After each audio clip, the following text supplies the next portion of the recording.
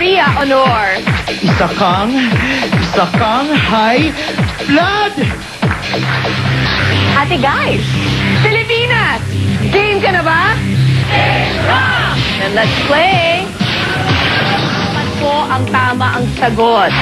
Ang dalawang pinakamabilis, parehong letter M, si Maria at si Mika. Step forward. Maria and Mika now have 10,000 pesos each. Lapit ka sa akin, Maria. Sino kaya ang posibleng dumiretso sa 1 million pesos? Malalaman natin yan sa special episode sa pagbabalik po ng Milyon na. Game ka na ba? Game na! Wait, title role ni Ate Guy literally ay nanggaling sa bundok. Maria. Banawe. Banawe is correct and you've won, Maria. Mika, enjoy the 10,000. Okay na!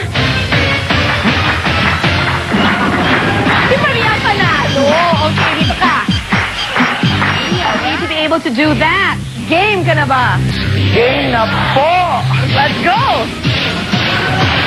Ang mga bata, ang mga anak, pamangkin, anak ng kapatid ko. Yeah. Ano?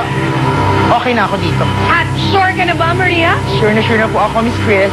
Sure na siya. So, halika na, Maria, and can I call on the other Ate Guys to please join us here? The one and only, the real superstar, Miss Nora Honor is with us right now.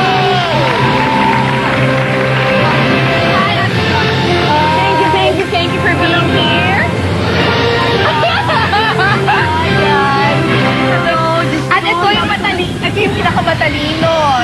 Si Maria ang nanalo ng 300,000. Hindi ako Ate ingitera. Guy, 150,000 of that will be going to your foundation. Yes. Maraming salamat. Maria, ano gusto mo sabihin kay Ate Guy ngayon nakaharap mo na ang iyong idolo? Birthday ko last week, yes. Date na lang ako. Happy birthday! Happy birthday, Maria! Yun ang happy na po ako. Gusto ko lang malaman, anong nilagay niyo sa nunal ninyo? Kabunta po. Paminta.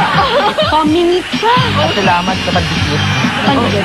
Magkita-kita tayo ulit dito pa rin po sa undisputed #1 game show ng buong Pilipinas, ang Milyon